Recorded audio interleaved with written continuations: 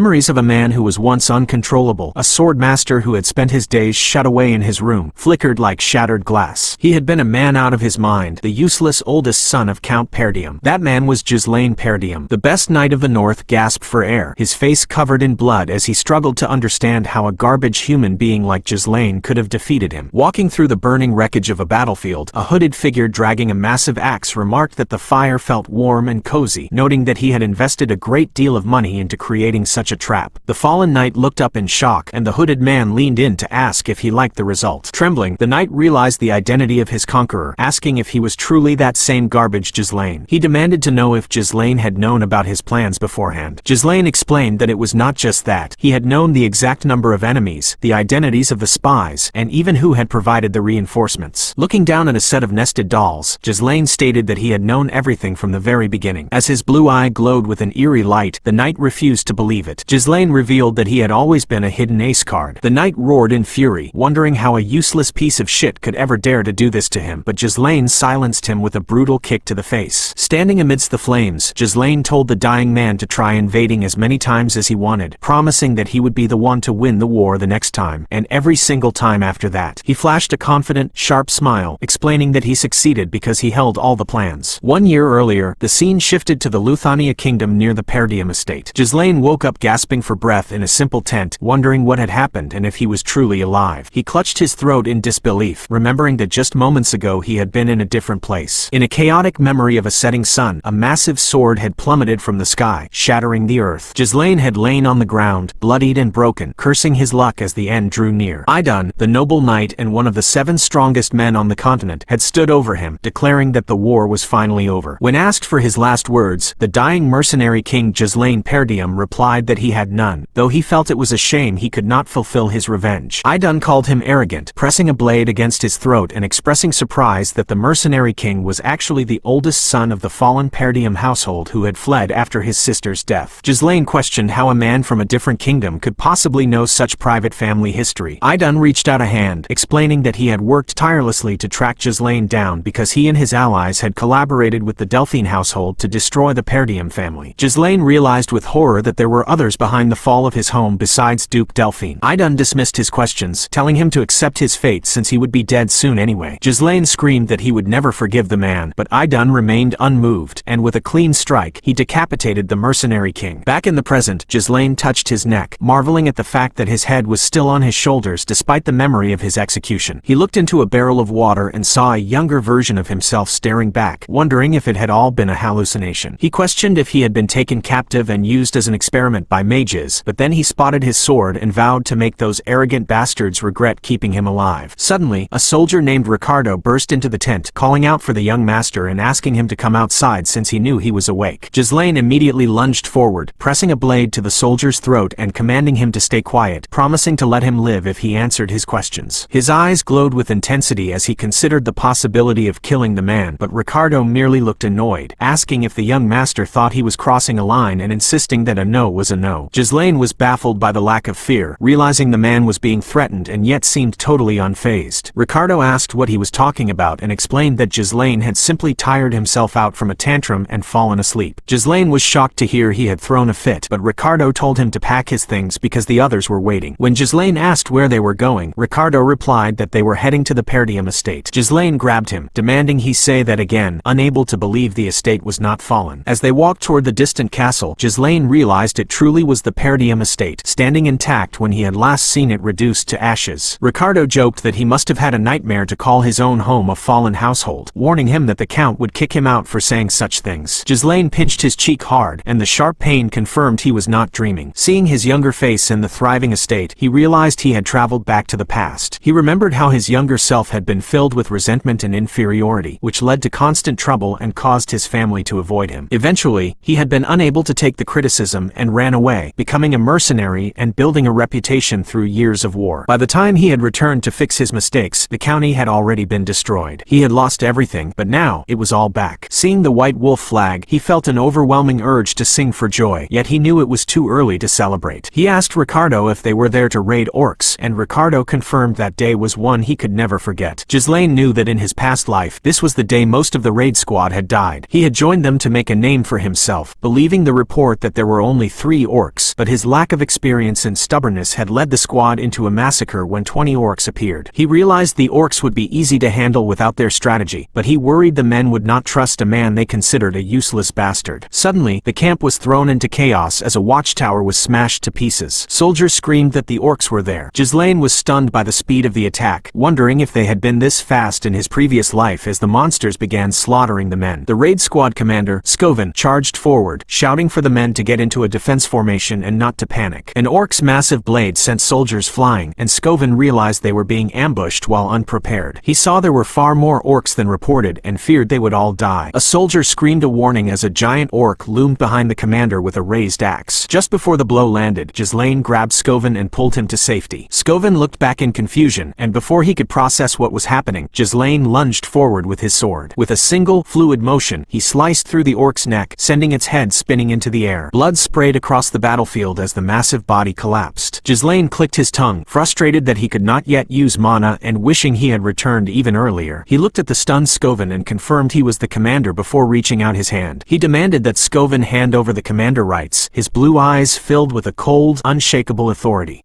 Standing firm on the blood-soaked earth, Ghislain demanded the right to command the squad. Scoven, the raid commander, stared back in disbelief, his mind racing with the thought that Ghislain was a fool for asking for such authority when the lives of their soldiers hung in the balance. With a firm, unwavering tone, Scoven refused the request, leaving Ghislain momentarily stunned. The commander barked at him, asking if he thought this life-and-death struggle was some kind of game, and insisted that he could not simply hand over the authority the Lord had granted him. Ghislain looked away, finding the situation annoying, yet he privately admitted that he would have reacted the same way if an idiot had approached him with such a demand. The tension was shattered by a massive, red-skinned orc charging toward them with a roar. Scoven lunged forward, ordering Ghislain to fall back and leave the fighting to the experienced soldiers. Seeing the chaos unfolding, Ghislain realized he had no choice but to take matters into his own hands. He moved with a speed Scoven didn't expect, and the commander cried out in anger, demanding to know what he was doing. In a flash, Ghislain's sword struck true, piercing the orc's eye and leaving the beast howling in agony. Scoven froze, his eyes wide as he wondered how the young master had managed to strike the monster's weak spot so perfectly. Ghislain turned back to him, asking if he knew the most important factor in a battle. He looked toward the line of soldiers, who were trembling behind their shields as the orcs closed in, and noted that there was no hope for victory when the troops were consumed by fear. He declared that they needed to gain momentum, his eyes burning with a sudden, lethal intensity. With a powerful leap, Ghislain launched himself into the fray, his blade descending like a guillotine into the skull of another beast. Scoven watched, paralyzed by shock, as the young man challenged the entire orc pack to come at him. Ghislain roared a promise to kill them all, his movements becoming a blur of crimson and steel as he danced through the enemy ranks, severing limbs and heads with terrifying precision. Scoven felt as if he were trapped in a dream, knowing that even for a trained mana user, such a feat was nearly impossible, yet this slender youth was tearing through the battlefield. He could see the fatigue beginning to weigh on Ghislain's body, but the young master's technique remained flawless. He used the smallest possible movements to dodge lethal strikes and countered by hitting every vital point, looking like a manaless swordmaster or something even more formidable. Ghislain taunted the monsters, laughing that he was not even warmed up yet and mocking their reputation as a warrior species. As the orcs focused all their rage on him, the soldiers watched in confusion, wondering if the young master was running away. Scoven's heart hammered against his ribs as he questioned Ghislain's plan, noting that while drawing their attention was brilliant, he was now sprinting toward the edge of a sheer cliff. Suddenly, the realization hit the commander like a physical blow. He understood the strategy and roared for his troops to raise a shield wall and follow the first son's lead. Ghislain glanced back, trusting that a skilled commander like Scoven would see the opportunity. He knew his current, weak stamina wouldn't allow him to finish them all alone, but he had done enough to set the stage. As he reached the precipice, Ghislain saw the shield wall locking into place and smiled, whispering that it was perfect. He threw himself off the cliff's edge just as Scoven gave the order to push. The soldiers surged forward with a collective cry, their shields slamming into the orc pack and sending the monsters tumbling into the abyss. The beasts plummeted to the jagged rocks below, their bodies shattering upon impact. The soldiers collapsed in exhaustion, panting as they realized they had actually survived and wiped out the entire group. They scrambled to the edge, calling out for the young master in a panic, only to find Ghislain dangling precariously from his sword, which he had driven into the cliffside. He looked up at them with a weary gaze, his grip failing as his strength finally gave out. Scoven reached down, desperate for him to hold on, but Ghislain felt felt his fingers slip. He plummeted into the white void of the mist below. As darkness took him, a soft, familiar voice echoed in his mind, calling out to him. It was Elena. Visions of his sister flashed before his eyes, memories of her crying for their mother, thanking him with a bright smile, and scolding him for his foolishness. He realized these were his most precious memories of the girl he had lost. In the vision, a young Elena grabbed his arm, her eyes wide with desperation as she begged him to go with her. Ghislain's eyes snapped open. He found himself lying in a bed with a wet cloth on his forehead, realized he was alive and that the soldiers must have saved him from the fall. He sat up with a groan, his entire body screaming in pain from the extreme limits he had pushed during the fight. A maid hurried into the room, her face lighting up with relief as she saw he was awake. Ghislain recognized her instantly as Belinda, his personal tutor and the only person who had stayed by his side throughout his past life's failures. He remembered how she had vanished after their family fell to ruin, and he felt a surge of emotion at seeing her again. Belinda began to scold him for his recklessness, telling him he should have let the soldiers handle the orcs, but Ghislain simply pulled her into a sudden hug. He whispered that he was just glad to see her, confusing the poor girl. Knowing the future, Ghislain decided he needed to tell her the truth. He gripped her shoulders and warned her that a catastrophe would soon strike the Perdium estate. When she looked at him with skepticism, he confessed that he had died and come back to life. Belinda didn't believe a word of it, dismissing his claim as a delusion caused by his near-death experience with the orcs. She continued to nag him, warning that his antics would land him in jail and asking if he intended to be too injured to attend the festival. Ghislain froze at the mention of a festival. Belinda reminded him that Lady Elena had been waiting for the day they could go to the festival together, noting that it was a chance for the siblings to become close again. Ghislain looked at a framed picture of himself and Elena, remembering that in his past life, he had never enjoyed such things because of his trauma. He asked how much time remained, and Belinda told him he had about a week left. A cold dread settled in Ghislain's chest as he realized that the day that had haunted him for a lifetime was fast approaching. In exactly 1 week, Elena was destined to die.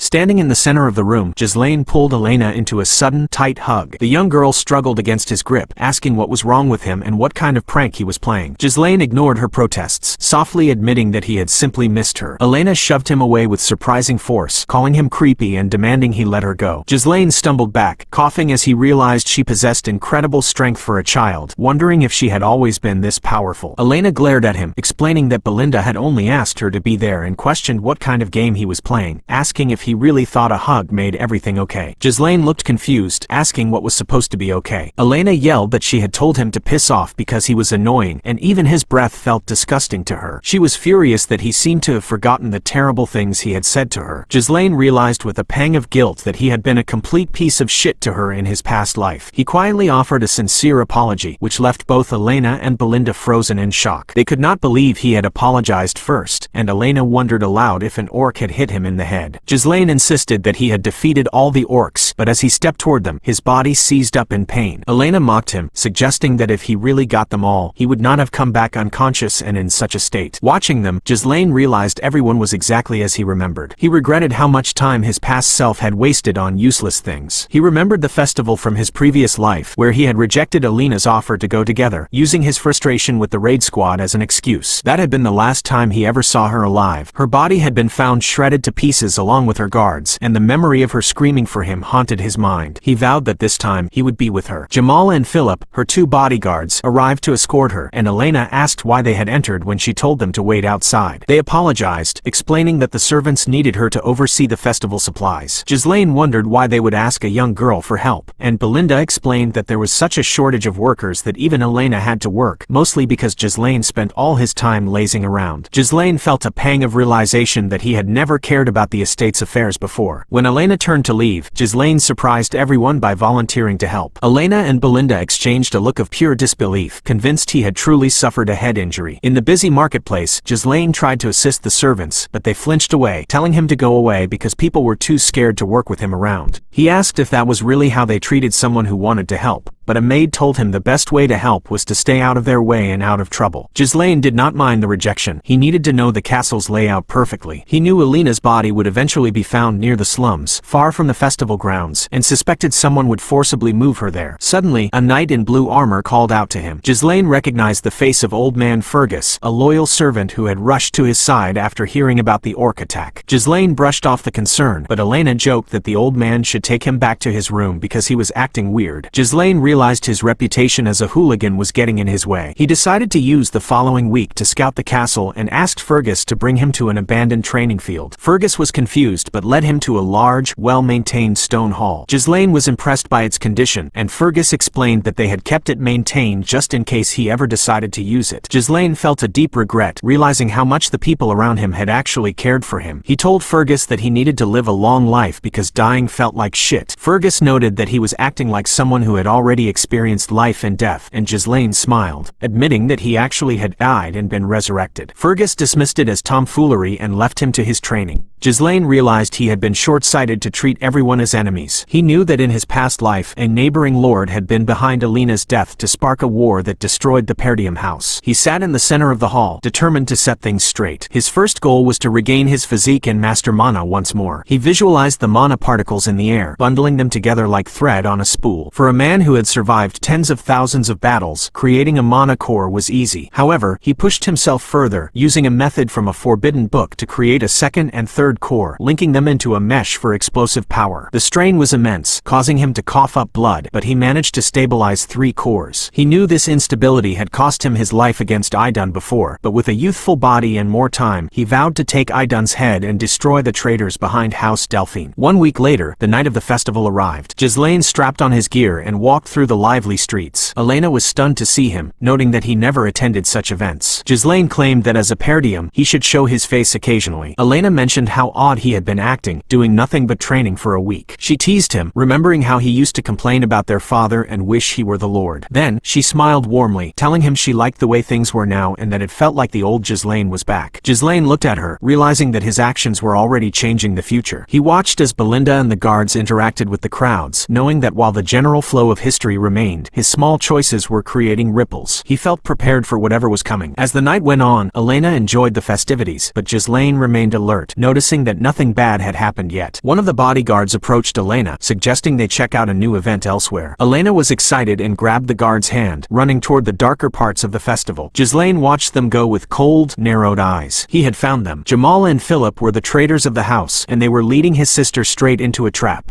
Alina's escort knights, Jamal and Philip, were once the most trusted protectors in the feud because they had guarded her since she was a child. In Ghislain's past life, it was believed they were murdered while trying to defend her, but now, staring at them with cold, knowing eyes, he realized the truth. They were the traitors of his house. As they reached a secluded, grimy alleyway, the group came to a halt. Elena looked around in disappointment, questioning why there was nothing there and asking if a performance would really take place in such a dirty location. Philip brushed it off, suggesting the performers weren't prepared yet, but promised people would arrive soon. Ghislain remained silent, his gaze scanning the environment. As he expected, the alley may have seemed like a simple deserted street at first sight, but the placement of obstacles blocking every escape route proved that preparations had been made in advance. Sensing the danger, Elena grabbed Ghislain's arm and told her big brother it was time to go, refusing to watch a show in such a place. Jamal and Philip moved to block their path. Philip reached out a hand, calling her young lady and telling her to wait just a little longer, his face twisted into a grotesque, shadowed expression. Elena shivered, whispering Philip's name as she realized they were acting strange. She demanded to know what was the matter with them today. Jamal laughed, claiming he didn't mean to scare her. It was just that a very reasonable request had come in. Elena gasped as the gravity of the situation hit her. From the shadows, a man named Frank stepped forward, flanked by 2 hooded figures. He tipped his hat, noting that the work process was remarkably clean. Jamal bowed, confirming they had brought the young lady as promised and asking to end the deal right there. Frank's eyes narrowed behind his sunglasses as he spotted Ghislain, noting that he hadn't requested the eldest son of Perdium be brought there. Jamal smirked, offering to hand Ghislain over for free, mocking the boy for foolishly following them to what would become his graveyard. Ghislain looked at Jamal and asked if he really thought he could get away with selling them out. Jamal laughed in his face, telling Ghislain to worry about himself first. He explained that they were simply tired of the impoverished land and the constant threat of barbarians, and they planned to run away to a faraway place. He claimed plenty of others were leaving Perdium anyway. Ghislain's expression darkened as he noted that while others might leave, they at least never sold the family out. Before Jamal could react, Ghislain lunged forward, his blade driving clean through the knight's chest. Jamal gasped, blood bubbling at his lips as he stared in shock. Ghislain's blue eyes flared with lethal intent as he asked if Jamal truly thought he was safe. Philip screamed in rage, calling Jamal an idiot and wondering how a trained knight could lose to an amateur. He lunged at Ghislain, but the young master was faster. Ghislain's blade pierced upward through Philip's head, killing him instantly. Frank watched the scene with with a calculating look, questioning if this was really the eldest son of Perdium, as he had heard the boy had no combat experience or fundamental training. He noted that despite being taken off guard, Ghislain had instantly killed 2 knights using attacks reinforced with mana. Elena trembled, clinging to Ghislain and asking what was happening. Ghislain looked at her briefly before pressing a finger to her neck, telling her to take a little rest. As she slumped unconscious in his arms, Frank spoke up, thanking Ghislain for doing their work for them by taking care of those 2. He remarked that Ghislain was much different from the rumors and asked if he had been hiding his true skills. Ghislain stood over the corpses, asking why any of that mattered to a man who was about to die. He pulled his sword from the ground, analyzing the remaining 3 enemies. The 2 hooded subordinates were nothing, but the man in the center, Frank, exuded a level of mana that was on a different level. Ghislain knew he had to end this quickly. He asked whose request this was, but Frank merely smiled, asking if there was a need for a dead man to know. Ghislain didn't care for the answer, noting that he knew Frank wouldn't talk easily, but promised he would want to spill it soon enough. Frank dismissed the threat, ordering his men to capture Ghislain alive, break every limb in his body, and leave him to writhe in pain until he went mad. He wanted the scene to be beautiful. The 2 assassins charged. Ghislain reached into his pocket and threw a firecracker. The sudden explosion blinded one of the men, and Ghislain moved like a phantom, his blade carving through the man's face. He called it a shallow trick as he parried the second assassin's strike and countered with a lethal blow. As the second hooded man fell, Frank moved with blinding speed, attempting a perfect sneak attack from Ghislain's blind spot. Ghislain managed to block the strike, though the force pushed him back. Frank was genuinely surprised, noting that Ghislain had blocked his attack even from that position. Their blades locked, and Ghislain's counterstrike managed to slice Frank's pipe in half and nick his neck. Ghislain was shocked to see that Frank had survived a direct strike to the throat, realizing the man had focused a dense amount of mana around his neck to reduce the damage. Frank chuckled, admitting he was surprised and noting that if he had lacked mana, he would have been beheaded. He stared at Ghislain with a predatory grin, admitting he had no clue how the boy had learned such strange swordsmanship at his age, but declared with absolute certainty that Ghislain would die right there.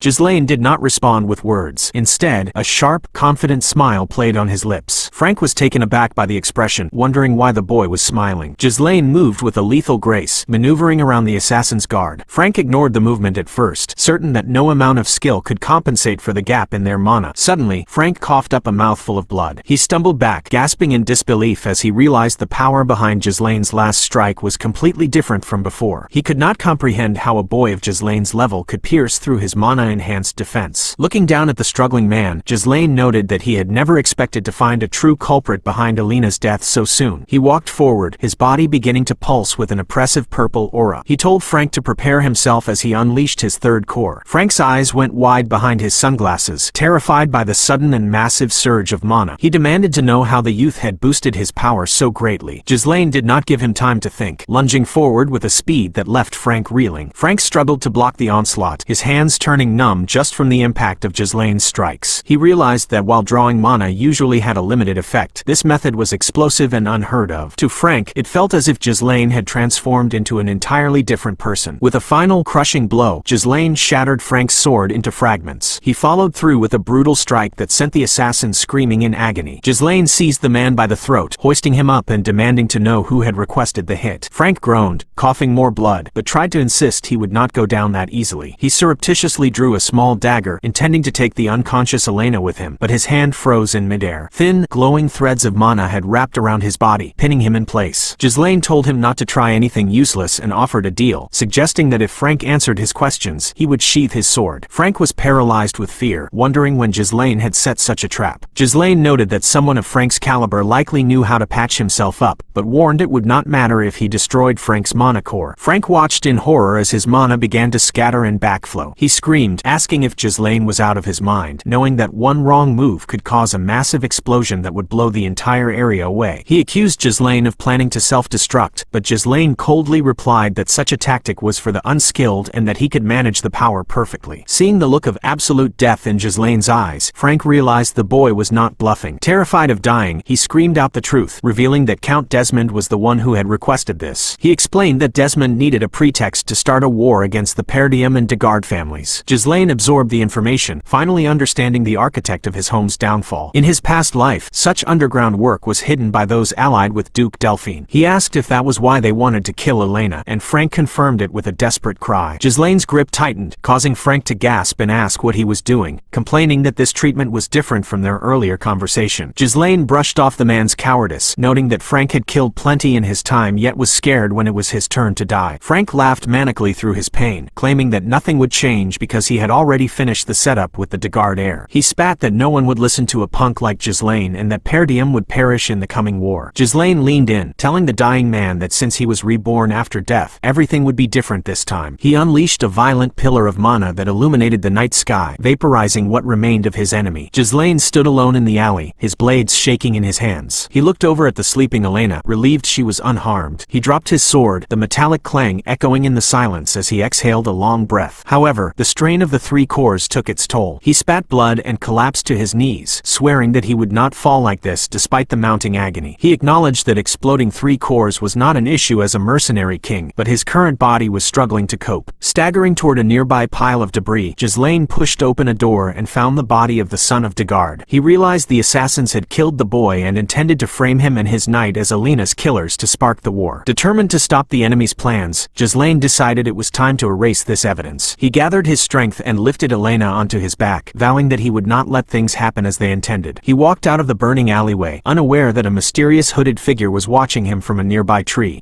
Deep within a dimly lit chamber, a secret council met to discuss a mission that had ended in total failure. They had sent guard knights and Frank, the very best operative they had, yet the mission had been thwarted. One member of the council demanded to know how they could have failed to secure just one girl, asking if they had let their guard down because they assumed it would be easy work. Kneeling in the center of the room, a hooded messenger trembled as he struggled to find the words, eventually stammering out that their failure was entirely due to Ghislain Perdium. The name caused a ripple of confusion and disdain through the group, as they questioned how that useless bastard of the North could be responsible. One man clutched his hand in frustration, reminding the messenger that everyone was well aware Ghislain was nothing but a useless piece of shit and accusing him of using the boy as an easy excuse. The messenger insisted that Ghislain had been completely different from any of the information or rumors they possessed. In his mind, he replayed the memory of the young master's lethal speed, the way he had carved through the assassins with glowing purple mana, and the terrifying look in his eyes as he stood amidst the flames. To the messenger, it was as if Ghislain had become a completely different person. He pointed out that they had already taken care of things with Degard, so the failure would not prevent the territorial war from starting, and he begged for just one more chance to fix the situation. The leader told him to shut it, furious that he had caused such a massive setback despite the easy nature of the mission. As the council members ordered his elimination, a deep, resonant voice cut through the noise, telling them how noisy they were being. The council fell silent as a shadowy figure seated on a massive throne asked the messenger what kind of chance he wanted. The messenger promised that he would personally get rid of Ghislain Perdium by making a duel happen naturally. He revealed that he had someone specific in mind for the task, a man named Cain Loges. Cain was famous for his overwhelming, strength-based swordsmanship and was considered the epitome of power despite his youth, with no one in the north able to match him. He added that since Cain and Ghislain were cousins, it would be easy to orchestrate a meeting between them. The figure on the throne remained silent for a long moment before warning the messenger that if he failed again, there would be no next time. The messenger bowed low, vowing that he would not disappoint. Back at the Perdium castle, Fergus approached the training hall, informing the young master that it was approaching mealtime. Suddenly, a flash of blue light tore through the air as Ghislain's sword was thrown with incredible force, pinning the old man's cape to the wall. Fergus was momentarily stunned by the speed and precision of the attack, asking how Ghislain had managed such a feat. Ghislain explained that he had used a mana thread, essentially using his power like a string to manipulate the blade. He admitted that in his past life he had used many threads at once, but with his current limited mana, he had to settle for a single thread to reduce the cost. Fergus was bewildered, noting that just a short while ago Ghislain had never even bothered to train, let alone develop such advanced techniques. He wondered how the boy had come up with the idea of using mana threads so suddenly. Ghislain simply thanked Fergus for protecting Elena, which left the old knight speechless with shock. When Fergus asked why he was being thanked, Ghislain replied that it was just something he should have done and suggested they head out to eat. A few days passed, and the festival was officially paused. It made sense to the people, given that a guard knight had been caught trying to traffic the young lady of the house. During dinner, Elena leaned on her hand with a bored expression, complaining that everyone believed she was lying when she claimed Ghislain was the one who had saved her. She urged him to go say something to the people, but Ghislain finished his meal calmly, noting that they likely wouldn't believe it anyway. Belinda grew furious at the memory of Jamal and Philip, clenching her fists and calling them perverts for trying to kidnap a child. Ghislain watched his sister, relieved that she was alive and that he had managed to stop the war from happening, yet he knew the the enemies would not give up. He realized he could not stop them on his own forever and needed to grow a substantial military force, which meant he would have to involve himself in politics. As a servant placed a small, simple piece of bread on his plate, Ghislain stared at it in confusion, asking Belinda why they were being served dessert first. Belinda replied with a tired look, asking if he was aware of their current situation. Suddenly, a massive roar of protest erupted from outside the castle windows. A mob of merchants had gathered at the gates, screaming for compensation for the damages caused by the cancellation of the festival. They shouted for the people inside to come out, accusing the family of swimming in money while they suffered. Ghislain looked out at the aggressive crowd, wondering what the hell was going on. Belinda explained that the county was full of merchants who relied on the profits from the festival to survive through the year, so their fury was understandable given it was cancelled after only one day. Ghislain realized the situation in the county was far worse than he had thought and knew the mob would only get more aggressive if he did nothing. He asked Fergus to send soldiers to calm the crowd, but the old knight regretfully informed him that they had none. He explained that most of the garrison had been dispatched to the Forest of Monsters to assist with reconstruction following the orc raid. Ghislain cursed his luck, realizing the military was stretched thin. A map of the territory showed that Perdium was eternally at war, caught between the barbarians at the North Fortress and the constant monster threats from the forest. With no money and no soldiers, the situation was a mess. Ghislain pulled Belinda aside and asked if she was the one who managed his personal funds, hoping to use them to appease the merchants. Belinda laughed at the suggestion, informing him that there wasn't a single coin left. When he asked why, she reminded him that the Count had cut off his allowance because he used to spend money like water. Realizing he was broke, Ghislain felt a surge of desperation, knowing that even with future knowledge, he could do nothing without a basic amount of money. He stood by the window, wondering if there was anything left on the estate to use, when Ricardo suddenly burst into the room in a blind panic. He gasped that there was a problem and that the young master Cain Loges wished to see Ghislain. Before Ghislain could even look toward the door, a massive explosion of violence erupted as Cain's fist slammed into Fergus with a deafening impact. The old knight was sent flying back, coughing up blood and groaning in agony. Ghislain watched as his cousin stepped into the room, his massive, muscular frame filling the doorway. Cain stared at Ghislain with an arrogant smirk, greeting him simply by saying, "Hey, Ghislain."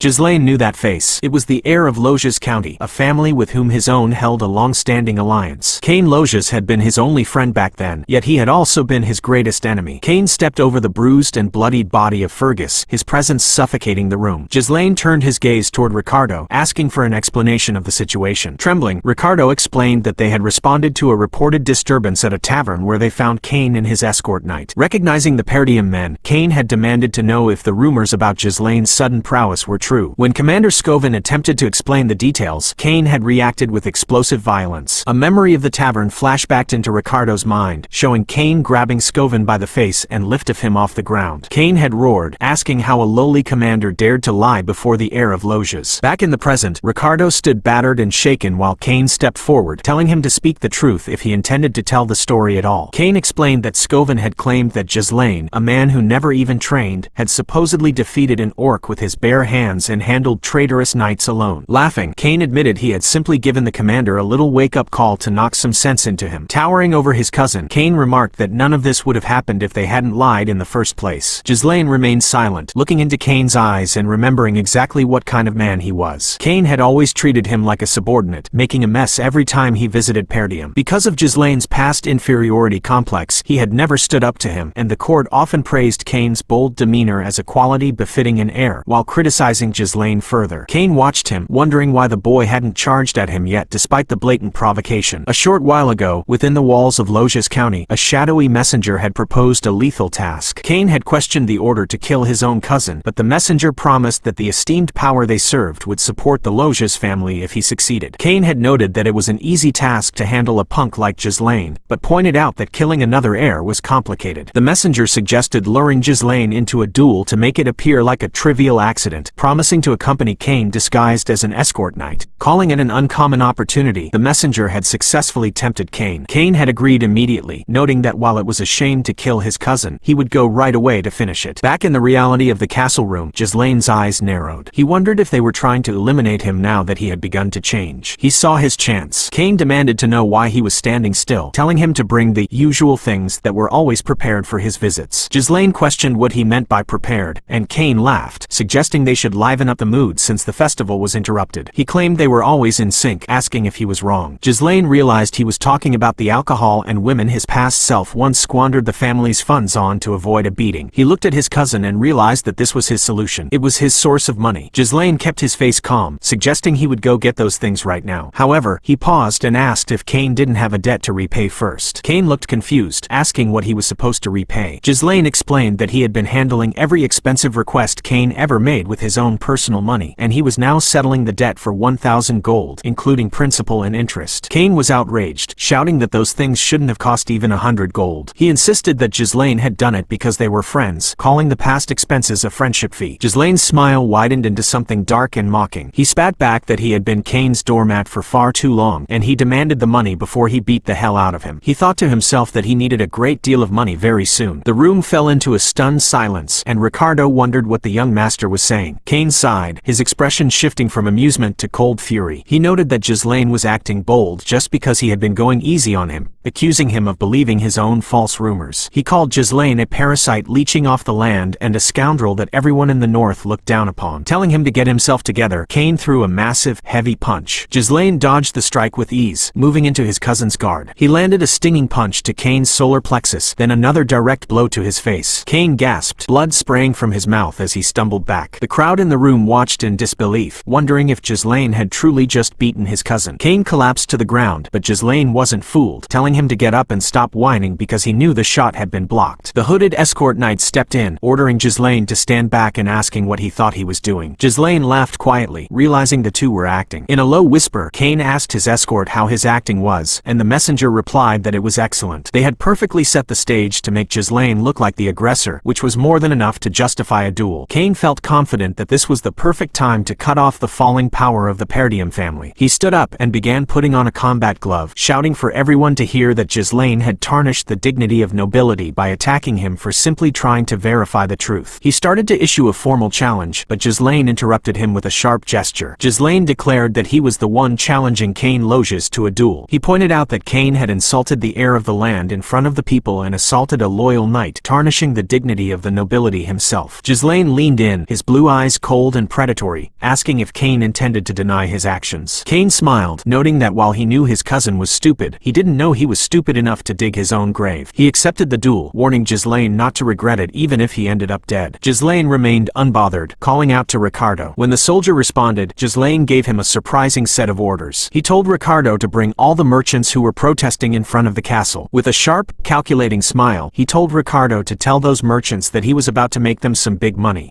The festival was suddenly cancelled, and the atmosphere that had heated up to its peak suddenly cooled down, leaving behind tourists who could not return home out of regret. They remained in a state of incomplete combustion, as they were not able to spend their money or time. In such a situation, if an event were to take place to soothe them, it would be met with frantic enthusiasm, and Ghislain stood ready to provide exactly that. A thunderous roar of excitement filled the air as the announcer declared a duel between young Master Cain and Ghislain. The crowd went wild, screaming for everyone to bet their money on young Master Cain, convinced that the damned punk Ghislain was finally going to get what he deserved. In the makeshift marketplace, merchants yelled that things were cheap and urged people to buy one and get one free while taking a look at the odds. A fat merchant sat at a table, frantically writing as people lined up to bet their money on Cain, calling it the guaranteed safest bet. Cain Loges slammed his massive broadsword into the stone floor with a deafening crack, asking how Ghislain dared to turn a sacred duel into a marketplace like this. He stared down at his cousin with a predatory glint in his eyes, making it clear before they started that his sword would not stop even if Ghislain tried to surrender. Ghislain looked back with a cool, unwavering gaze, realizing that was exactly the outcome Cain was going after. As the crowd settled, the announcer looked over the betting sheets and hesitated, noting that he did not think a proper bet could proceed at this rate. The hooded assassin standing nearby looked on in confusion, wondering why the merchant was pausing. The merchant explained that absolutely nobody was betting their money on Duke Ghislain. To the spectators, the result was way too obvious, and they jeered that the punk had no chance against young Master Cain, laughing that someone should bring in an idiot dumb enough to bet on the other side. Cain smirked at Ghislain, mocking him because even the marketplace was ignoring him. The merchant suggested they change the contents of the bet to focus on how long Ghislain could endure against young Master Cain. Suddenly, a massive, heavy sack of gold slammed onto the table with a resonant thud. Commander Scoven and Ricardo stood firm, declaring that they would bet everything on Duke Ghislain. Ghislain watched them with a faint, satisfied smile. Before the crowd could recover from their shock, another bag hit the table as Lady Elena stepped stepped forward alongside Belinda. She stated that she would like to bet on her big brother too, which left the bystanders and the soldiers alike frozen in surprise. Elena looked at the merchant and asked if this would suffice, ignoring Belinda's reminder that she had advised against this. The fat merchant gleefully accepted the massive sum, exclaiming that it was more than enough. The hooded messenger watched the exchange with a dark, calculating expression. Kane huffed with impatience, complaining that they were making him wait for no reason. Ghislain told him to get ready, but Kane smugly reminded him that he was the older cousin and it would look strange for him to make the first move. Ghislain simply drew his sword, the metal singing as it left the scabbard, and told Kane to come at him. Kane's face twisted with rage as he asked if Ghislain really thought it was not too late to act like the older one. He roared that Ghislain had already stooped too low to save face and launched himself forward as the duel officially started. Kane leapt high and brought his blade down with a bone-shattering force, but Ghislain parried the strike. Kane pressed his advantage, unleashing a series of heavy, fast attacks that sent sparks flying and tore up the ground. The crowd cheered wildly, convinced that Ghislain would not even endure one hit from Kane. Elena and the others watched with mounting dread, but the hooded man remained silent. He knew that no matter the opponent, the moment they decided to cross swords against Kane, they were already trapped. He realized the opponent, overwhelmed by such immense power, would become consumed by the thought that there was no chance to counterattack and would use up all their energy solely on evasion. In his experience, the exhausted opponent would eventually leave an opening and meet their end, which was how Kane had always won. Ghislain danced through the debris, dodging every lethal swing with millimetric precision. Kane laughed, noting that Ghislain was as slippery as ever and that his skills had indeed grown, but he mocked him for being good at running away just as he had been in the old days. With a powerful grunt, Kane delivered a massive upward swing that caught Ghislain off guard and sent him spiraling into the air. Ricardo and the others screamed for the young master as the hooded assassin smiled, declaring that it was over. Kane leapt into the sky to deliver the finishing blow, screaming at Ghislain to die. However, Ghislain remained perfectly composed even as he tumbled through the air. He condensed mana into his legs, stabilizing his descent and landing firmly on his feet. The assassin's smile vanished as he realized Ghislain had returned to a stable state so easily. Ghislain exhaled a sharp breath and mocked Kane's ignorant swordsmanship. He pointed out that Kane must have thought he was the strongest just because his opponents would get scared if he showed even a little bit of his strength. He told Kane that he would now allow him to open his eyes. Kane snarled, asking how he intended to do that, and charged blindly. Ghislain moved with blinding speed, performing a sequence of high-level parries and counters that left Kane reeling. He delivered a brutal, arcing strike that carved through Kane's defense, leaving the massive warrior bloodied and gasping for air. The crowd fell into a stunned, breathless silence as they saw Duke Ghislain dominating the fight. Elena beamed with joy, while Scoven and the others looked on in awe at the level of skill being displayed. The hooded messenger narrowed his eyes, noticing that although the wound on Kane was deep enough to draw blood, it was actually shallow. He wondered if Ghislain had done that on purpose and how he could possibly show such a mastery of swordsmanship. Ghislain looked down at the kneeling Kane and told him that such a gap in skill would not provide enough entertainment for the tourists. He tossed both of his swords aside, the metal clanging against the stone, and announced that he would be fighting barehanded from now on. Kane was filled with a murderous rage, but Ghislain remained unmoved. He rolled up his sleeves, clenching a powerful fist and declaring that he thought he should use this opportunity to educate Kane with his bare knuckles.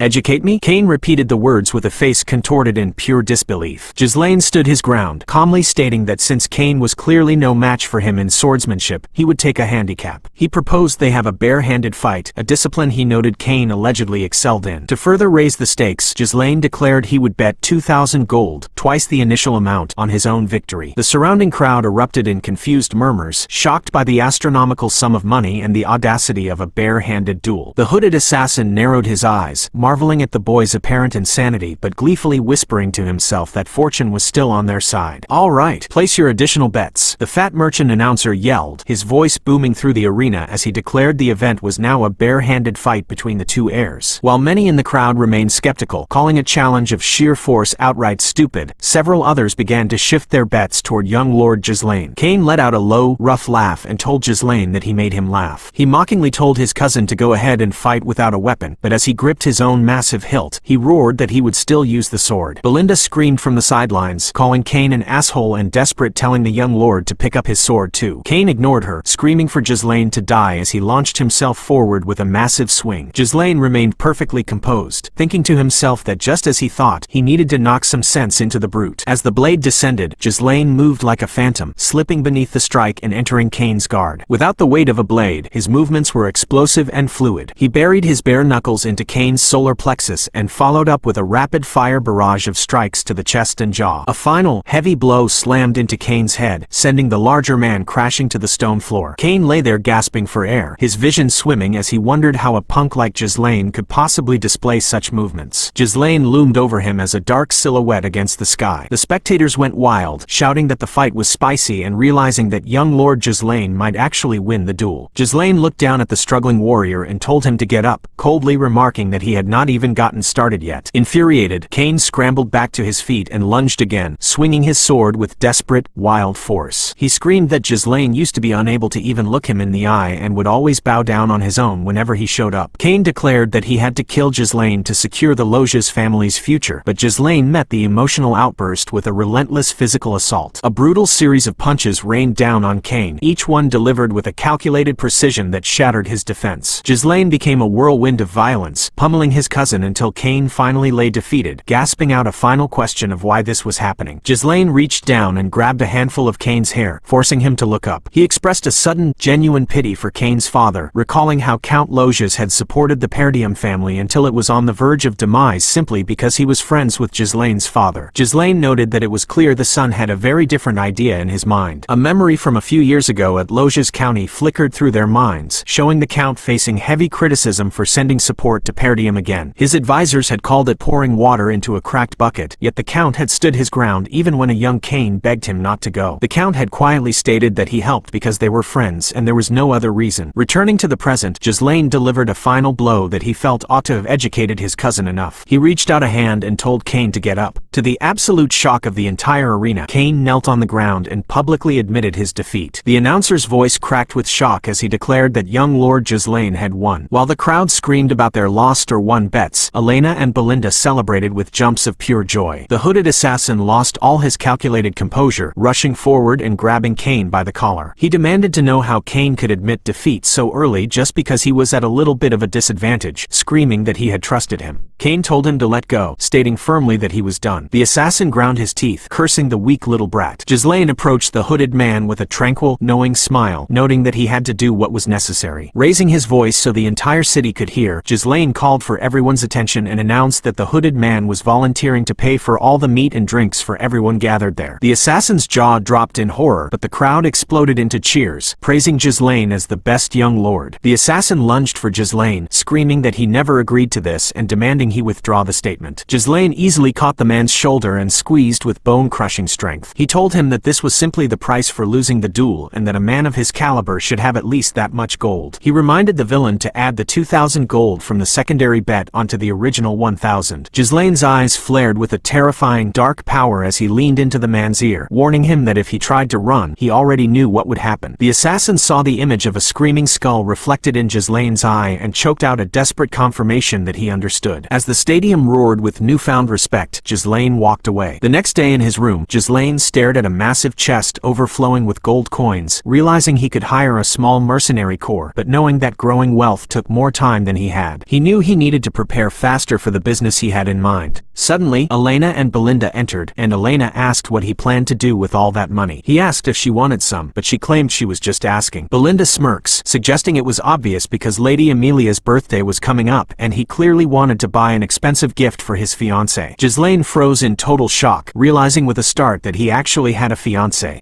Belinda and Elena exchange a knowing look, with Belinda laughing that he didn't have to be shy. She teased him, saying they knew he was playing dumb because he was embarrassed that people could read his mind. Elena added with a huff that they were specifically talking about Amelia from Reborn County. At the mention of that name, Ghislain's eyes narrowed as a cold memory flooded his mind. He remembered that woman vividly. To the public, Amelia Reborn was a noble among nobles, revered for her kind nature and actions toward everyone regardless of status, which had gained her the deep support of her people. However, Ghislain knew the dark reality that she would later incite rebellion and earn the title of the Witch of the North. Most importantly, he remembered that she was a traitor who had joined hands with the Delphine Duchy to drive the final nail into Perdium's downfall. A sharp, dangerous smile played on Ghislain's lips as he turned back to his conversation. He asked Belinda when his father was expected to return to the estate. Belinda looked up from her work, noting that the Lord should be back in maybe a week. Ghislain calculated silently that a week should be more than enough time. He stood up and announced that he would be visiting Reborn County immediately. immediately. Belinda was caught off guard, pointing out that it wasn't even Emilia's birthday yet and asking why he was in such a hurry. Ghislain's expression was cold and determined as he explained that his goal was to get money from them. In a flashback to Rayfold County, Emilia was shown kneeling in the dirt before a ragged, barefoot child. She handed over her own ornate shoes and softly commanded the girl to wear them. As the crowd of commoners looked on in emotional disbelief, Emilia stood up, stating that if anyone had to walk barefoot on her land, it should be her. She then ordered her soldiers to provide food and shelter for the refugees right away, earning heartfelt thanks from the people. Later, the scene shifted to her private garden where she sat regally in a gazebo. Her escort knight, Burnif, knelt at her feet, carefully tending to them. He told her she had done a great job that day and noted that she had successfully won the people's hearts. He pointed out that this would definitely prove favorable in her future successor competition. Emilia remained silent for a moment before suddenly slamming her foot into Burnif's face. He took the blow without a word as she asked what had happened in the recent duel against the man known as the finest sword of the North. Burnif offered his apologies, explaining that he had lost on purpose to avoid needless attention, knowing that if he had stood victorious, people might have started paying attention to her as well. He insisted that it was not yet the time for her to reveal her claws because his blade belonged entirely to her. Emilia grabbed his chin, pulling his face close and reminding him that she had invested a great deal to raise him. She told him firmly that he was not allowed to be weak. She then asked how things were progressing with the merchants. Burnif assured her that she needn't worry about the Arxium Merchant Guild. He explained that all the materials used for the reconstruction of the forest outposts in Perdium were being purchased through their own guild, essentially allowing them to recoup all the support funds Count Rayfold sent to the Perdiums each year. Furthermore, they were actively recruiting all the high-quality soldiers and knights who were abandoning the failing Perdium estate. Emilia approved, reminding him to maintain the appearance of an ordinary merchant guild until they had fully built up their strength. Their secret meeting was interrupted by a local butler who arrived in a sweat, announcing that young Lord Ghislain Perdium had come to visit. Emilia's eyes flashed with annoyance as she asked why that punk would come there. The butler explained that Ghislain claimed he had something to discuss regarding the merchant guild. In the visitor's room, Ghislain sat casually on a sofa with his sword resting beside him. He greeted Emilia calmly, but her white cat hissed at him with bared fangs. Emilia remarked that the visit was quite unpleasant since he came without notification, asking if he had not yet learned etiquette or manners. Ghislain ignored the insult, noting that her birthday was coming soon and he thought he'd give her a gift in advance. He dropped a branch of flowers onto the table, mentioning the fragrance was nice and that he had picked it up from the merchant guild out front. He deliberately named the Arxium Merchant Guild as he took a sip of tea. Emilia froze, her red eyes wide with shock. She stood up abruptly, claiming that now that she had received the gift, she would be off. Ghislain's voice cut through the air with a weight of authority as he called her full name and commanded her to sit down. Emilia felt a stifling pressure emanating from him, wondering what this power was. She couldn't believe it was coming from the same guy who used to squirm and barely speak whenever he stood before her. Ghislain told her to get straight to the point, stating that he needed money and demanding 10,000 gold. Emilia gasped, asking if she should take such a large and sudden request as the will of Count Perdium. Ghislain laughed, telling her that his father had nothing to do with this and that she should just give it to him. He leaned in, pointing out that she wasn't planning to marry him anyway. As the tension peaked, Ghislain mentioned that if word got out about her secretly building up power in Rayfold during a fierce succession fight, things would get complicated. Emilia's cat shrieked as she warned him not to say such things even as a joke. Ghislain smiled coldly, promising to keep it a secret as long as he didn't leave the room empty-handed. Realizing it was a threat, Emilia called out for Burnif. The doors burst open and the escort knight stepped in, greeting Ghislain with a dark look. Ghislain recognized Burnif as a skilled individual with the potential to be compared to the finest swordsman of the North. He asked Emilia if she was sure she could handle the war that would break out if he died in her home. Emilia countered by saying the world would simply hear that a ruffian had barged in, caused chaos, and was killed by a guard. With a lethal glint in her eyes, she ordered Burnif to kill that man. Burnif drew his rapier, ready to obey, but Ghislain remained unfazed. He gripped his own sword and thought to himself that if that was how she wanted to play, he would have no choice but to get a little serious.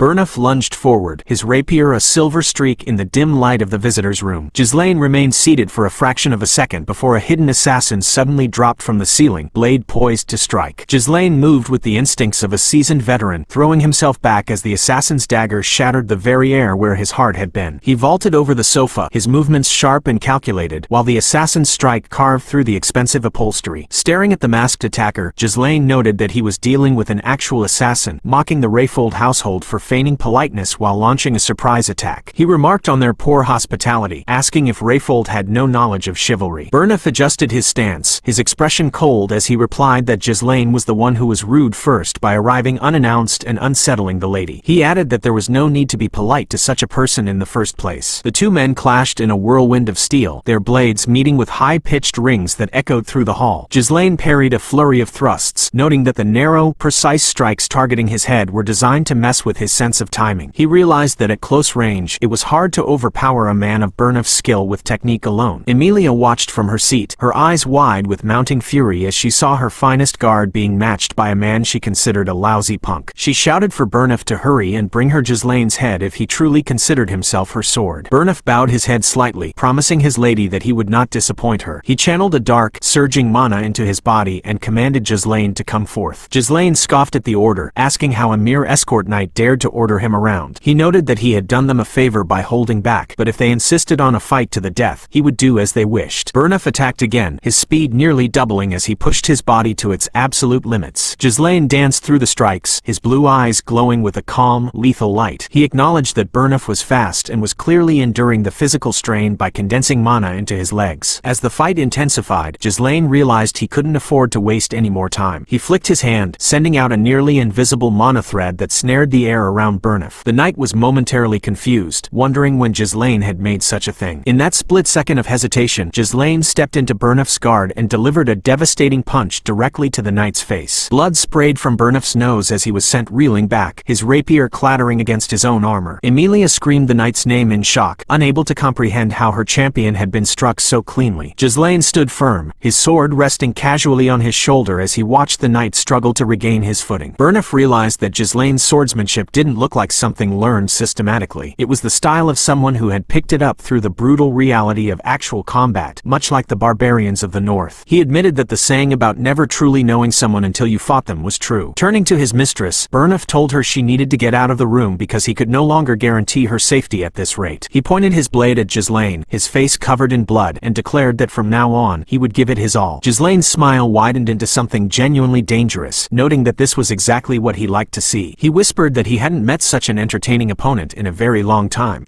Emilia sprinted through the opulent corridors, her mind racing with fury and confusion. She wondered how Ghislain dared to cause her such humiliation, searching her thoughts for the idiot who could have leaked detailed information about her secret merchant guild to that madman. The rumors of him slaying orcs, protecting his younger sister from assassins, and even defeating the heir of Loges had seemed like exaggerated luck, but now she questioned the terrifying reality of his growth. Cursing under her breath, she wondered what on earth the guards she had stationed in advance were doing. As she reached a darkened hall, she found the answer in the form of her soldiers lying unconscious on the floor. A hooded figure stood over them, noting with a smug smile that it had been a while. Emilia gasped as she recognized the intruder as the Perdium family maid. Before Emilia could call for help, the maid moved with blinding speed, pinning her against the wall and pressing a sharp blade to her throat. She commanded the lady to be quiet and stay still. Looking closely, the maid remarked that Emilia still kept an unpleasant clockwork spider on her lips. She recalled eavesdropping on a conversation years ago where Emilia's siblings had bullied her with creepy insects, leading the girl to raise spiders of her own to take her revenge. The maid speculated whether this was a way to overcome trauma or a display of self-assertion, but she noted that the habit simply did not suit a lady. With a swift movement, she snatched the mechanical spider and crushed it under her heel, then coldly asked for Emilia's cooperation. Back in the visitor's room, the air grew heavy and rough with the pressure of an overwhelming amount of mana. Burnif adjusted his stance, asking if Ghislain really found him to be an entertaining opponent, noting that such words sounded more like the talk of a lowly mercenary than a noble. Ghislain stood his ground, retorting that he was indeed a noble and suggesting that an escort knight should know his place instead of trying to order him around. They clashed again, their blades meeting with a deafening ring that sent sparks flying into the air. Burnif roared for Ghislain to not disgrace the nobility as he unleashed a fierce, multi-directional barrage of thrusts. Ghislain realized the man was pushing forward with a terrifying level of intensity, forcing him to use every ounce of his skill just to survive the onslaught. Burnif saw what he thought was was the final opening and lunged forward with a lethal strike, declaring that Ghislain's previous attack was his last. The rapier pierced deep into Ghislain's shoulder, drawing a spray of crimson blood. To Burnif's shock, Ghislain did not recoil. Instead, he braced himself for the injury and used his own body to push the blade away, creating a gap in the knight's defense. Burnif realized he could not let his guard down for even a second, noting the vast difference between a man who fought for entertainment and one who wielded his blade for survival. Ghislain smiled despite the blood soaking his shirt, admitting that the fight was truly entertaining. He acknowledged that Burnif controlled the flow with overwhelming speed and range, but he whispered that he had no choice but to bring the man down right there. He told the knight that he had overlooked one vital factor, a unique mana cultivation technique. Ghislain unleashed his third core, his mana erupting into a violent, glowing aura that filled the entire room. He lunged forward with a power and speed that Burnif could not comprehend, their blades clashing in a final, explosive exchange. Burnif wondered in terror how a human could possibly wield such immense mana during combat. In an instant, the duel was decided. Ghislain stood victorious, his sword held firmly at Burnif's throat. Nearby, Emilia was held captive by the hooded maid, who kept a dagger pressed against her neck. Emilia ground her teeth in a fit of rage and desperation, finally commanding Ghislain to take his 10,000 gold and get out of her sight. Ghislain wiped the blood from his face, complaining about what a hassle the situation had become. He noted that it would have been much better if she had handed over the money when he asked nicely. The maid remarked that the scene was quite intense for a lover's quarrel, and Ghislain dryly replied that they simply had a difference in opinion. He then looked Emilia in the eye and delivered the final blow, announcing that the fee for his trouble had just increased to 20,000 gold.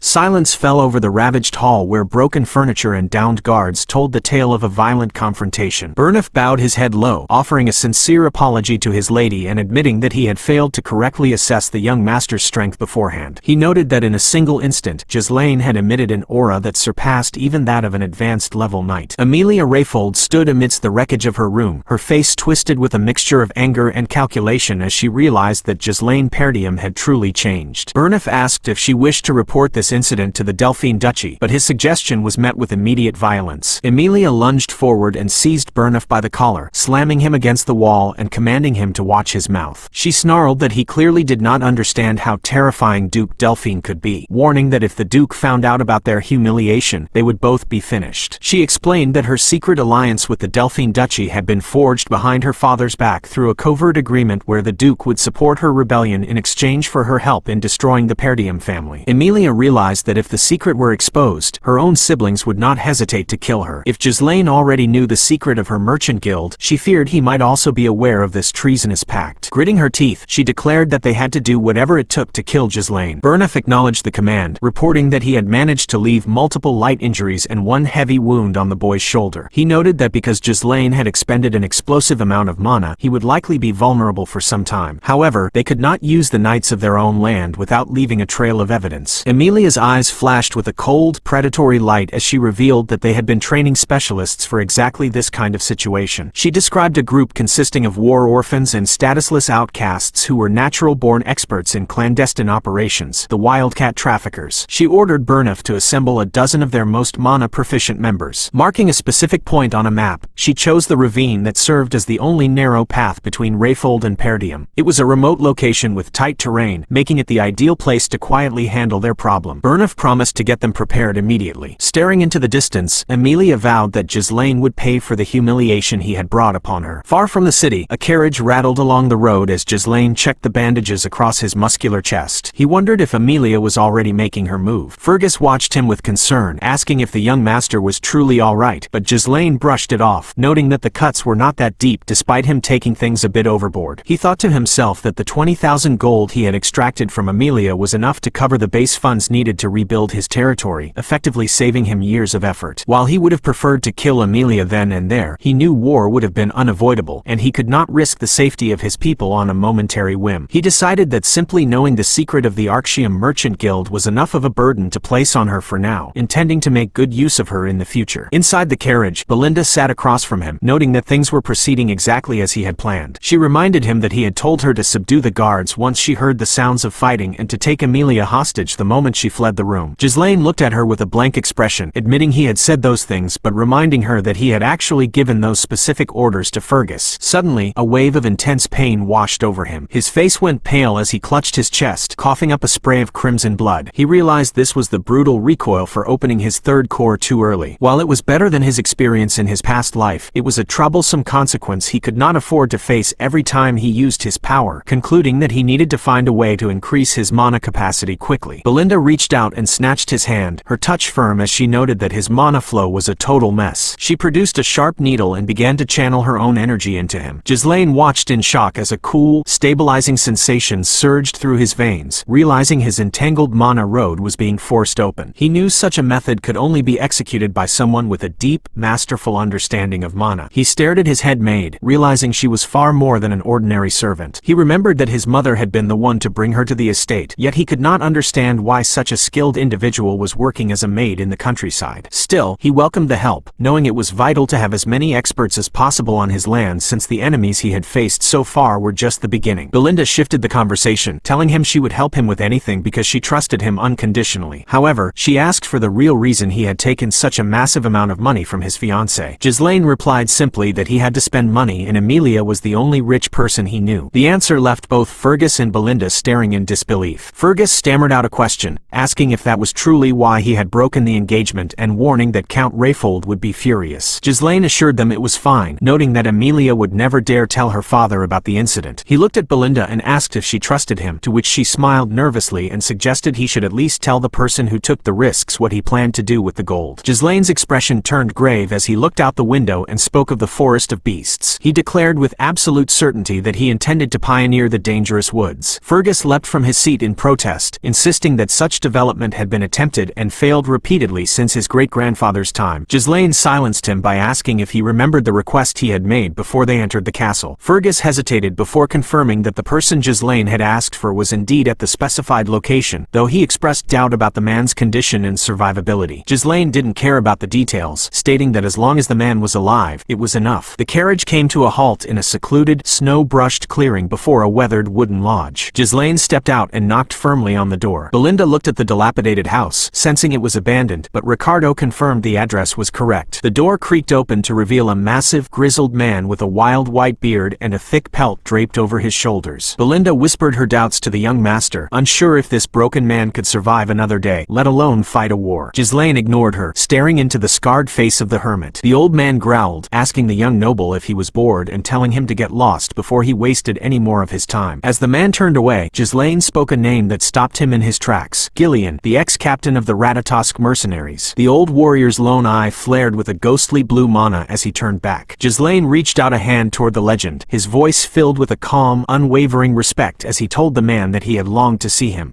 Fergus and Ricardo stood frozen at the mention of the Ratatosk mercenaries, a legendary group known for admitting only those who had mastered almost every type of weapon. Though the group no longer existed, their bravery was famous enough that any knight, even from foreign lands, was bound to have heard their name at least once. Ghislain reached out his hand toward the grizzled veteran, stating that he had specifically come to meet the captain of that group, Gillion. Without warning, a massive axe arced through the air, narrowly missing Ghislain and shattering the landscape around him. Fergus and the others trembled in shock as Gillion's oppressive aura filled the clearing. Gillion noted that the boy seemed to know him and demanded he state his business. Belinda stepped forward, drawing her own dagger and warning the young master to stand back, as she believed the man was not in his right mind. Looking directly at the hermit, Ghislain spoke of the eternal punishment. Gillion flinched as Ghislain claimed he knew the cure for the incurable illness Gillion's daughter was suffering from. He asked the old warrior if that piqued his interest. The narrative of the disease played out in Ghislain's mind, describing the high fever, the coughing of blood, and the red spots that bloomed like flower petals across the skin. Because the patients would writhe in agony like prisoners under torture, the world had named the disease the eternal punishment. Inside the lodge, Gillion had been reduced to a desperate father, screaming the name Rachel as he held his child. Ghislain observed that it was not too late. He remembered his past life when he had tried to find Gillion only to discover the man had died after his daughter passed away, having spent every asset he owned on failed treatments. The young girl, Rachel, whimpered in agony, begging her father to let her die because it hurt so much. Ghislain Ghislain prepared to act, but Belinda grabbed his arm, urging him to leave. She argued that this was not a problem strength could solve, pointing out that even priests called it a punishment from the gods and asking what he planned to do about it. Ghislain looked her in the eye and simply stated that he could fix the girl. When Belinda hesitated, he asked if she trusted him, which silenced her. He handed her a list of ingredients and told her to purchase every medicinal herb listed and return immediately. In his previous life, he had learned that knowledge was survival for wandering mercenaries, and though the eternal punishment was currently considered incurable, a simple albeit expensive cure would eventually be discovered. Ghislain began the process by finely chopping a rare flower called the Fairy's Blessing along with several other herbs. He packed them into a glass bottle and poured distilled alcohol over them, shaking the mixture thoroughly. After letting it sit and adding the final ingredients, he handed the glowing purple vial to Gillion and told him to have his daughter drink it. Gillion carefully administered the medicine. Within moments, the red spots began to fade from the girl's skin. Gillion gasped, unable to believe the medicine actually worked. Ghislain noted that it worked well, explaining to the stunned father that divine power only enhanced vitality rather than providing a fundamental cure. Gillion fell to his knees and gripped Ghislain's arm, asking with a trembling voice if his daughter could truly be cured. Ghislain guaranteed that within a couple of months, she would be perfectly healthy. Overcome with gratitude, Gillion asked what Ghislain wanted in return. He assumed the young noble had come seeking something and offered himself as a dog or a slave if that was the price. Ghislain pulled away, stating he did not need a slave, he needed Gillion, the captain of the Ratatosk mercenaries. Gillion saw a unique spark in the boy's eyes, realizing they were the eyes of a dreamer. Suddenly, the high tension was broken by the arrival of a hidden threat. A cloaked assassin lurked nearby, but Gillion sensed him instantly. The old warrior erupted with a sudden, blue mana, moving with a speed that left Ricardo and Fergus reeling. Gillion unleashed a devastating attack using a weighted chain, pulverizing the incoming attacker and smashing him against the wall of the lodge. He grabbed the survivor by the throat and demanded to know who had sent him. The assassin gaped in terror as Gillion asked Ghislain what he would like to do with the prisoner. Ghislain admitted he could already tell who had sent him and reached for his own blade to finish it, but Gillion stopped him, asking to be allowed to handle the matter himself. With a single, effortless movement, Gillion crushed the life out of the assassin. Belinda watched with a pale face, worried about why her master would recruit such a dangerous man who showed no hesitation in killing. Gillion turned back and knelt before Ghislain, addressing him by his full name. He declared that from that moment on, he would leave his life in the young master's hands. Ghislain smiled inwardly, realizing he had just secured a crucial card for his upcoming reconstruction plan. He looked at Gillion with a steady gaze and told him that he looked forward to working together. Deep in the darkness of a marshy hideout, the news of a slaughtered reconnaissance unit spread like a cold chill among the cloaked figures. Their leader, a formidable man named Viega of the Wildcat Traffickers, commanded his men to be quiet and lower their voices, his patience clearly wearing thin. One subordinate offered a desperate apology, explaining that according to the intelligence they had received, Ghislain shouldn't have even been able to find their scouts, let alone kill them. He stammered out the terrifying truth. The legendary Gillion had officially joined the young master's group. Enraged, Viega seized the messenger by the throat, his red eye glowing with a murderous light as he demanded to know if the man was certain of what he saw. The subordinate choked out a confirmation, swearing he had seen the former captain with his own eyes. Viega stared into the night with a predatory grin, realizing his old captain was finally making a move. Meanwhile, the sound of galloping hooves echoed through the forest as two carriages raced forward. Inside the cramped lead carriage, Belinda shifted uncomfortably, complaining that it was suffocating and wondering why Gillion had to bring so much gear, questioning if he was an arms dealer instead of a mercenary. She noted they had been forced to buy an additional carriage just to fit everything. Ghislain remained calm, pointing out that they needed the extra space to ensure Gillion's daughter, Rachel, could travel comfortably. He watched the massive warrior through the window, stating that Gillion likely had a specific use for every weapon he brought. Behind them, Fergus and Ricardo maintained their positions as the rearguard. Belinda turned her attention back to their recent captive, certain that the Watcher had been sent by Amelia Rayfold. Ghislain agreed, noting it was almost guaranteed. Belinda warned that they were in for trouble, identifying the assassin's mask as a symbol of the Wildcat Traffickers, a powerful and ruthless guild based in Rayfold. She described them as filthy scum who handled smugglings, drugs, and human trafficking, noting that many members were former mercenaries, making them a shadowy and dangerous force. When Ghislain asked how she knew so much detail for a woman who spent all her time in a castle, Belinda hesitated before claiming she had simply heard many stories before she began working for his family. She urged him to be persistent and careful, but Ghislain looked ahead with total confidence. He assured her that everything would be fine because they now had Gillion on their side. As the carriages entered a narrow, steep ravine, the ground suddenly exploded upward in a coordinated strike. Gillion's eyes narrowed as he realized they were caught in a ground ambush. Without a moment of hesitation, he leapt from the driver's seat, his massive axe carving through the air. He slammed the heavy blade into the rising attackers, blood spraying across the dirt as he slaughtered the assassins with brutal efficiency. Viega watched the massacre from a ledge, realized that his men were being crushed and that the situation was a trap. Below, Ghislain leaned out of the carriage window, watching the ambush unfold exactly as he had expected. More assassins lunged from the shadows, their blades gleaming, but they were no match for Gillion's overwhelming strength. Viega stepped forward, calling out Gillion's name and labeling him a coward who had disbanded an entire elite mercenary group just for the sake of his daughter. Gillion stood among the corpses of his enemies, stoically stating that he didn't know what the man was talking about. Viega grew more bitter, shouting that he had ended up living a life he never wanted because of Gillion, and asked if the old man had become too senile to remember his former peer. He laughed mockingly, deciding he would force Gillion to remember him before ordering his remaining men to kill everyone. Ghislain asked if Gillion needed any help, but the old warrior told him to rest, insisting he should be fine on his own. Gillion swung his axe in a wide, lethal arc, bisecting two attackers in a single motion. Viega noted that Gillion was as strong as ever but ordered his units to spread out into two groups to flank the warrior from both sides. Gillion responded by mounting one of the carriage horses, mounting a charge that shocked the traffickers. He used the horse's momentum to deliver bone-crushing strikes, sending men flying like ragdolls. Viega yelled for his fools to aim for the horse, realized they couldn't get near the man himself. Gillion used his weighted chain to pull an airborne assassin down into a lethal impact, then used his shield to block a desperate strike from Viega himself. Viega snarled that since Gillion had ruined his life, he should at least not hinder his current work. He vowed to kill his former captain at any cost. Gillion blocked a massive downward swing and looked Viega in the eye, his gaze filled with a cold, absolute certainty. He declared that he was no longer the captain of the Ratatosk mercenaries. He explained that he had discarded his past entirely and was now nothing more than a loyal subordinate to young Lord Ghislain. Viega roared in a blind, jealous rage, charging forward with a scream of pure hatred, promising to kill Gillion at all costs.